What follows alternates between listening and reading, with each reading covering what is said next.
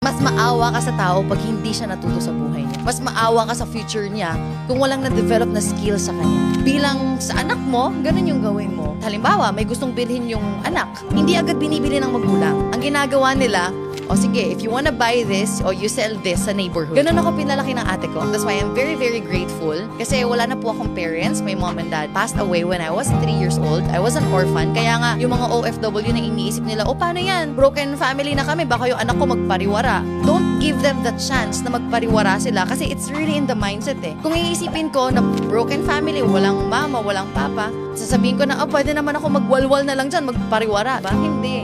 Minsan iniisip natin na, broken family kasi kaya pariwara na yung anak. No.